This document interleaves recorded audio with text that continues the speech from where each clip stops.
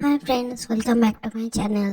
আজকে আমি তোমাদেরকে বেসন দিয়ে বিকেলের একটা সুন্দর টিফিন করে দেখাবো। তার জন্য আমি নিয়েছি এক বাটি বেসন। এটাকে প্রথমে একটু ছেঁকে নিয়েছি।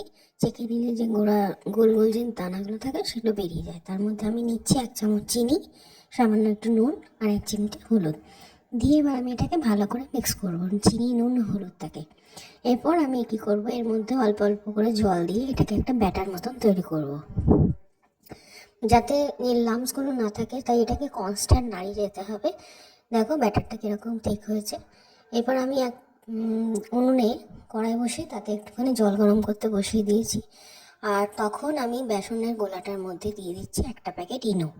ইনো দেওয়ার সঙ্গে সঙ্গে প্যাকেটটা মানে গোলাটা ওটা ফুলে উঠবে। তারপর কড়াইয়ের জলটা গরম হয়ে গেলে কড়াইয়ের উপরে বাটিটা বসিয়ে আমি 30 মিনিট মতন রেখেছি। 30 মিনিট রাখার পরে ছুরি ঢুকিয়ে দেখে নিলাম যে ভিতরে আর কোনো কাঁচা অংশ নেই।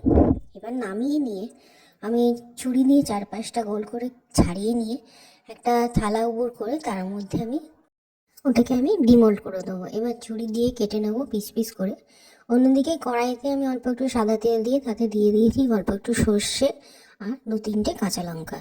সর্ষে কাঁচা লঙ্কাটা ফোড়ন দিয়ে আমি ওটার উপরে ছড়িয়ে দেবো। আশা করছি আমাদের এই রেসিপিটা তোমার খুব ভালো লেগেছে। ভালো লাগলে লাইক করো, সাবস্ক্রাইব করো আমার চ্যানেল থেকে। Thank you for watching.